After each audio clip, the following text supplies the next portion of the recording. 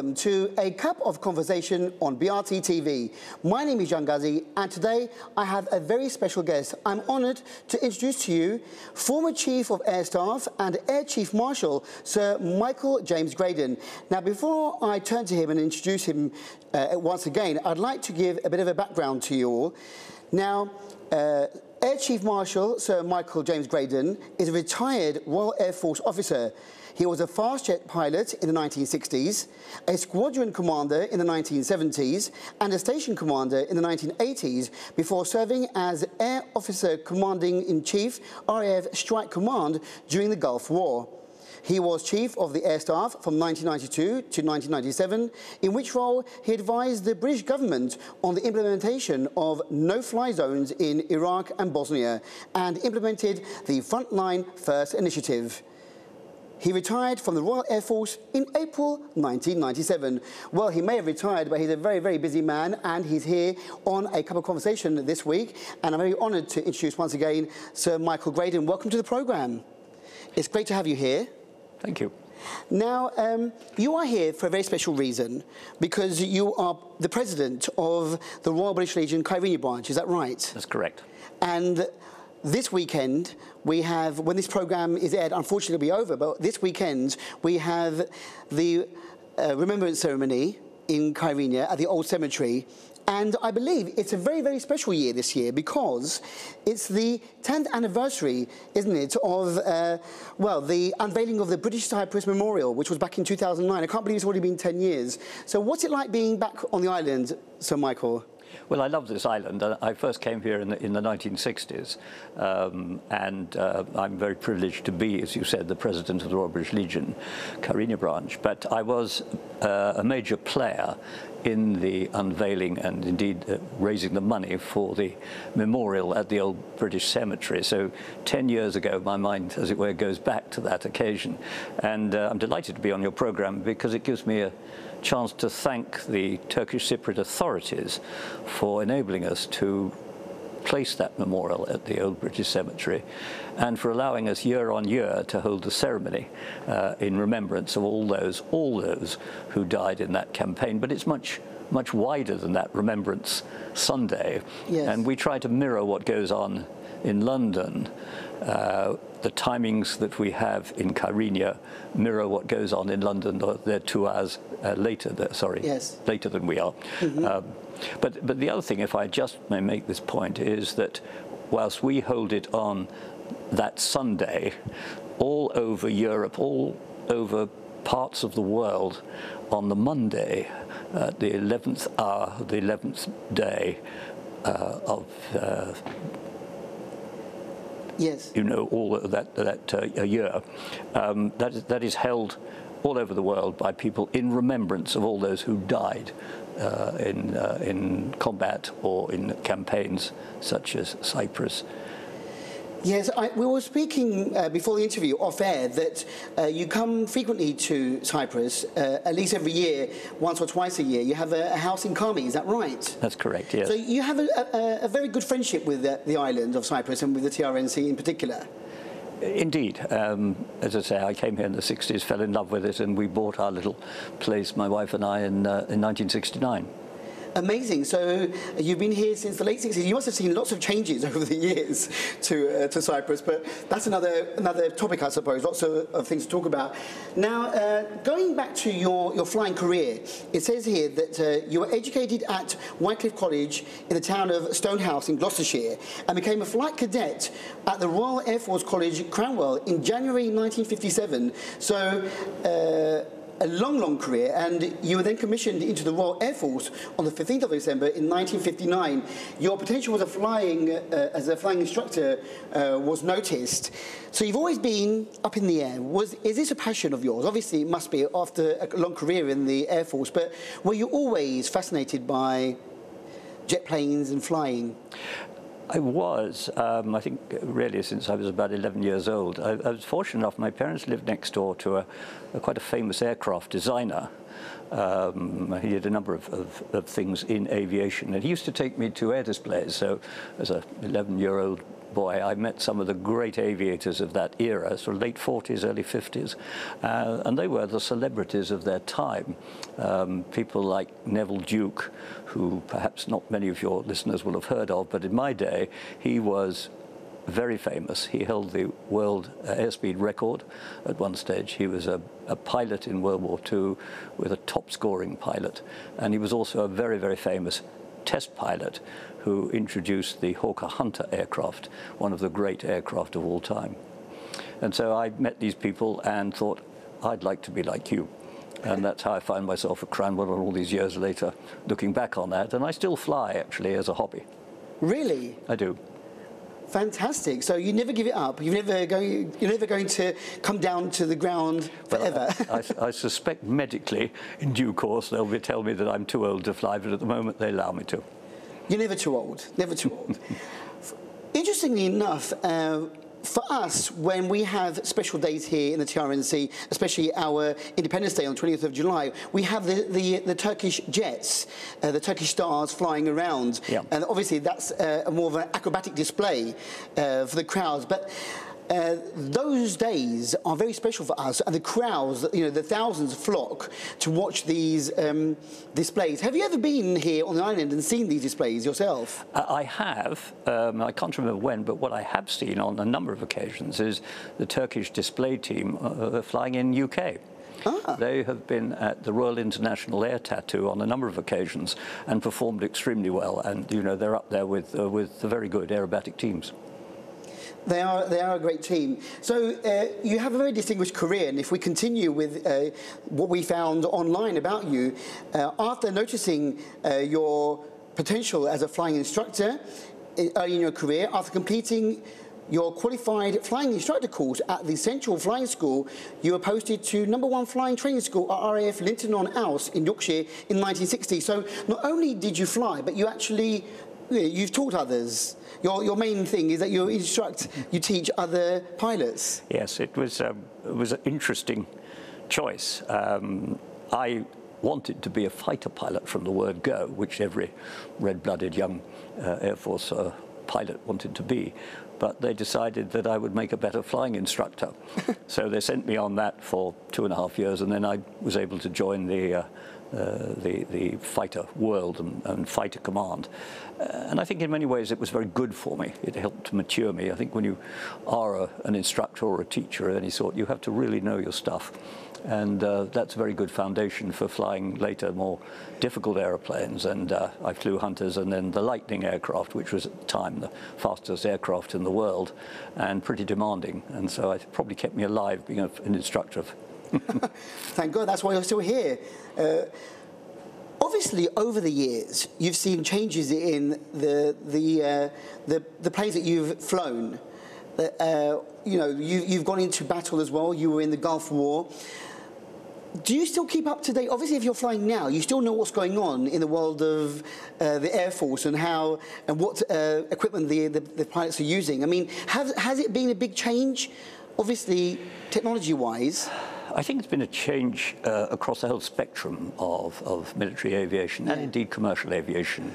If you look at how technology plays its part, for example, when I first flew the Lightning, the workload was immensely high, particularly at night, flying at low level, operating a radar, flying an aircraft, which was a great aircraft, but it took a bit of handling. Today, so much of it is available to you in a much easier form. The aircraft itself is probably easier to fly. The technology does a lot of the work for you. So they're brilliantly capable, but I think they've made it more and more sensible to enable people to carry out a huge range of roles with a single-seat aircraft. I've flown, for example, the F-4 Phantom, which had a pilot and a navigator operating it, and that took some of the workload off. They've now put it into technology and made it all happen. And I think that's happened at sea. I think it's happening on the land to a degree. And that's the way we are with technology today. Yes.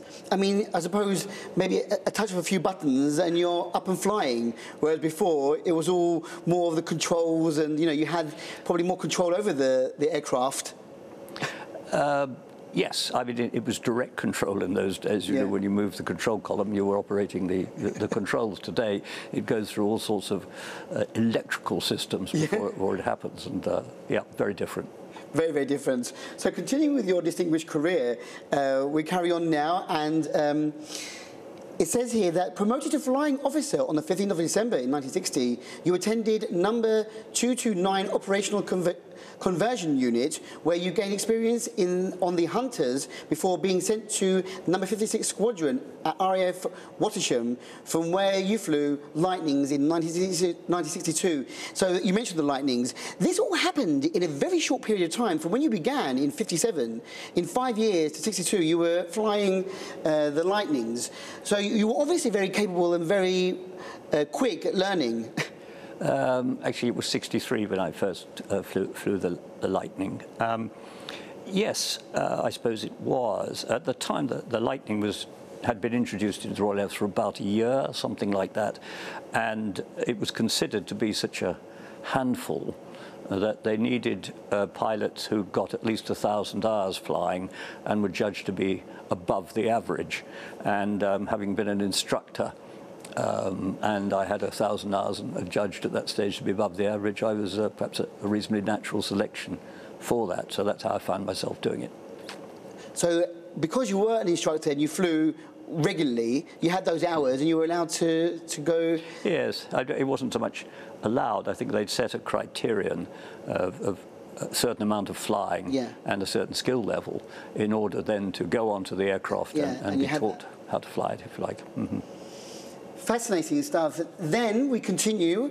Sir Michael Graydon was promoted to Flight Lieutenant on the 15th of June in 1962, having been awarded the Queen's Commendation for Valuable Service in the Air in the 1967 birthday honours. He was promoted to Squadron Leader on the 1st of January in 1968. Graydon became Chief of the Air Staff in November 1992, was appointed Air Aide-de-Camp on 15th of December 1992, and advanced to Knight Grand Cross of the Order of the Bath in the 1993 New Year Honours, and as I said before, retired from the Royal Air Force in April 1997. Your awards speak for themselves. You know, you've been decorated by the Queen, which is a great honour, and you are actually representing the Queen when you lay the wreath on Sunday at the Remembrance Service in Guinea. You are obviously always called on for your knowledge, your expertise. You haven't retired. Here you are today in North Cyprus on a TV interview. You'll be doing radio soon with my colleague Denise Phillips. Sir John Hughes Wilson has instigated this interview. Thank you to him as well. Do you ever switch off and say, enough, you know, I've done my dues, I've flown all around the world, I've done everything, but you know, people must come to you and ask you for advice still, yes? Well, I had a second career after I left the Air Force in 1997, as you've told your viewers. I spent a lot of time working for different companies, but I think my principal interest, and I still hold it today, is in education. And I was fortunate enough to be asked to join an education group, which I became a trustee, vice chairman, and eventually chairman of it.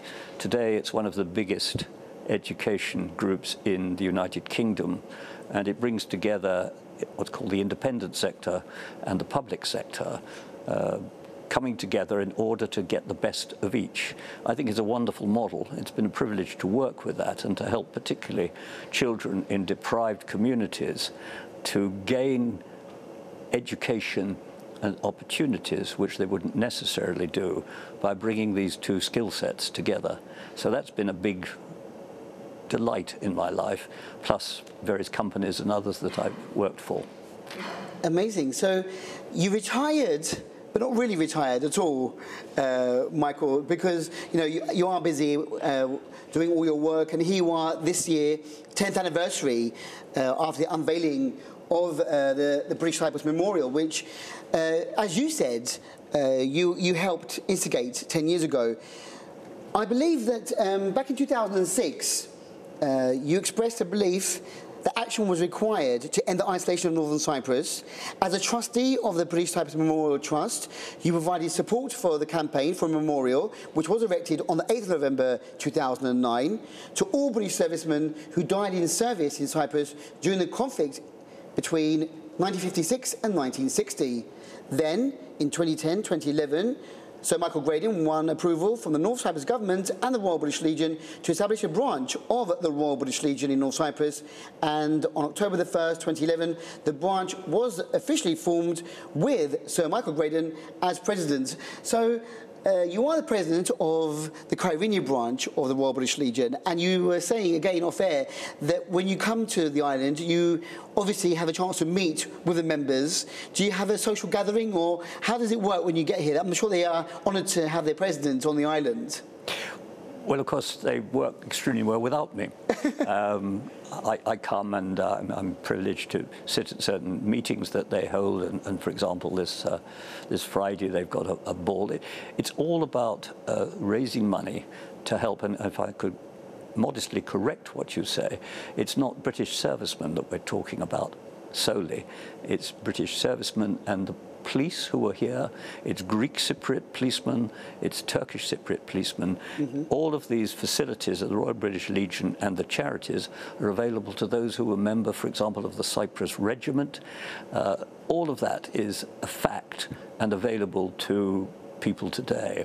And so we are, if you like, commemorating on Sunday all of those people, plus that much wider thing that I referred to earlier, those who served their country, died in the service of their country all over the world. It's not just about Britain at all. The Royal British Legion is very important, as you said, supporting those who have been, involved or affected by war, who have served their country, the families of those who have maybe passed away due to war. It's very important that we have the RBL here in the TRNC, and you've made that, an official status, and you are the president. I think this is a first for the TRNC, because it's the only group, I think, that the Queen is the patron of as well, isn't she, I think?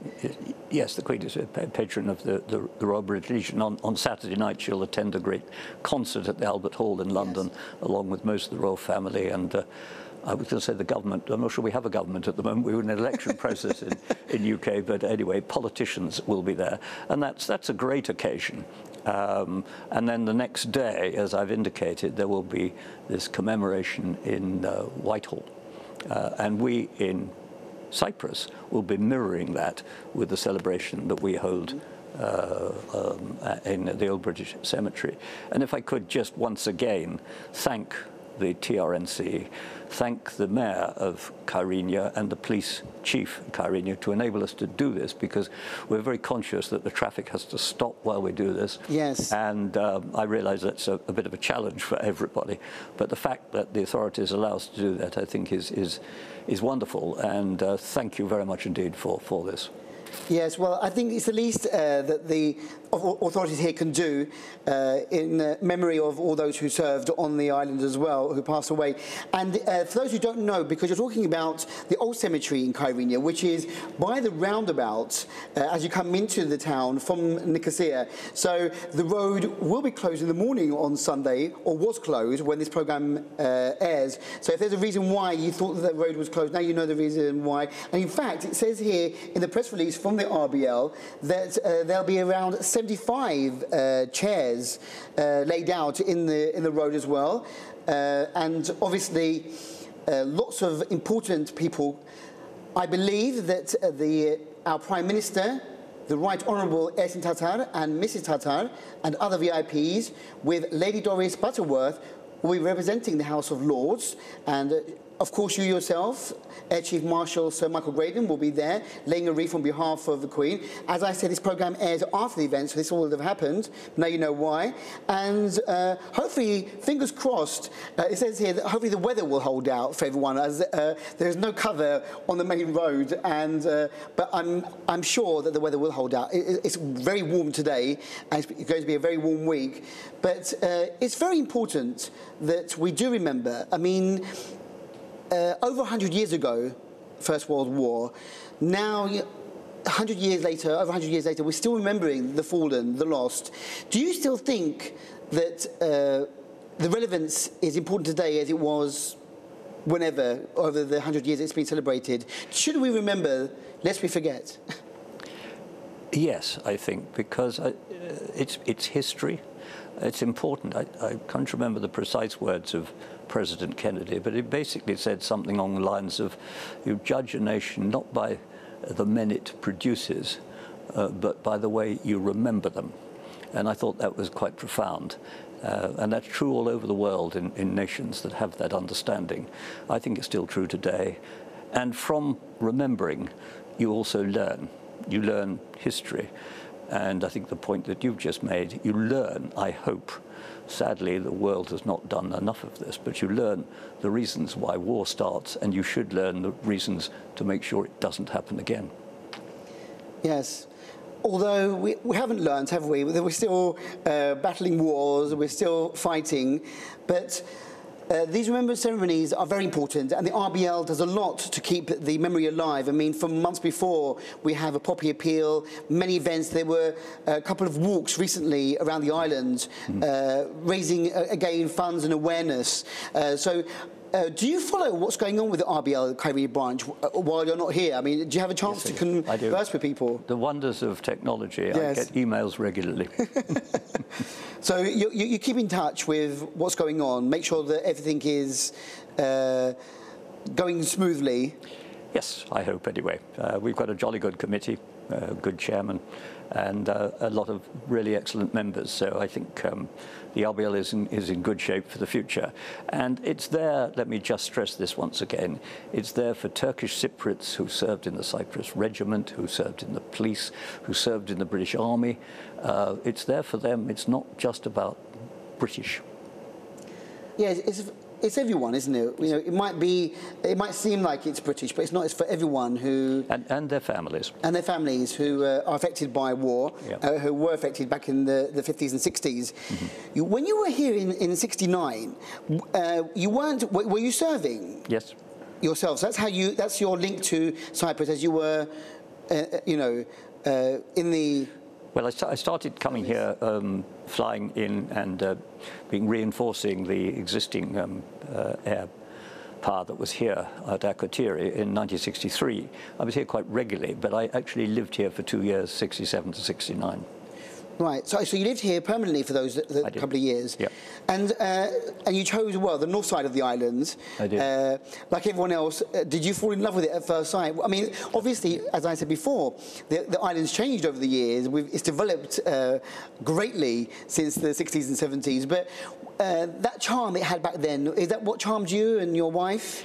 Very much so. I mean, we were able to travel around the island and see some of the problems that were there. We saw the Turkish Cypriot enclaves, but we could go through them, and we could come out at Kyrenia. We could see the beauties of the mountains, the wonderful Crusader castles, and in those days we didn't have a whole range of hotels all over the place taking the best beaches either. So you could find wonderful beaches, you could meet people, it was a lovely time to be here, and we fell in love with it, and we found this little village up in the hills called Kami. Yeah. It's now Karaman, and we were young and rather naive, and we decided that we would like to find something to retain here, and that's when we bought this little cottage up in the hills. You leave on Monday after the Remembrance service, so obviously you'll have missed the service back in the UK, and I'm sure that you'll have been involved in a big way there. But it's an honour to be here on the 10th anniversary of the unveiling of the Cyprus Memorial. Was that, obviously that was planned, if this year you would be here, wasn't, you're not here every year, are you, at this time of the year? No, it was particularly, I was here for the 5th anniversary, I'm now here for the 10th. And we will still have veterans coming back, and it's important to remember them and their families. Coming to this is quite a very, very important part of their year, so it's the least I could do to be here on that occasion. Yeah. Well, it's an honour to have you here as well. You are a very important person, and I thank Sir John Hughes-Wilson for putting you forward to us here at BRT. It's not every day that we get someone so distinguished. What are the plans for the future? You say that you still fly. You fly obviously for yourself, for pleasure. Mm-hmm. So will you be going up in the air soon? Do you have any plans for the near future? I need to fly every so often to keep currency, as it's called. Yeah. So yes, I'll be looking to fly in the next 2 or 3 weeks, I think. Where do you fly? Where are you living in the UK now at the moment, permanently? I live in a place called Lincolnshire. But where I have flown recently is France, Spain and Morocco. Wow. So I went with some colleagues. In fact, we had about 12 or 13 aircraft. We belong to an organisation called the Royal Air Squadron. And we flew down through France to Spain and on to Morocco and spent 10 days flying around Morocco. Wonderful, wonderful trip. Amazing. What a life. What a nice thing to be able to do in retirement, but still keep your wings and still be up in the air, your passion for many, many years and decades. I would like to say have a safe flight back to the UK on Monday when you leave after the Remembrance Ceremony. I want to thank you for coming on the programme today and for taking time out of your short visit here to spend some time with us here at BILAC and to inform our viewers about yourself and the importance of the RBL and Remembrance Day. And I hope that you have a safe day on Sunday, no rain, hopefully on Sunday, the memorial service, but you'll be there. And I know that the service will be again conducted by Reverend Mike Graham with Colonel John Hughes Wilson and also Stephen Day as the official commentators. And if you would like to find out more, you can contact the RBL Kyrenia branch. They have Major Brian Thomas, his number is 0533 841 1882, and Pamela Padden, who I think is also involved with events for RBL, her number is 0533 873 6876. So once again, Sir Michael Graydon, thank you very much for coming in today. Have a safe trip back to the UK, and thank you for sharing your experiences with us. It was a pleasure to be with you today. Thank you very much. Thank you. And with that, we end our interesting interview, fascinating interview with Sir Michael Graydon. Until we meet again next week, take care. Bye-bye.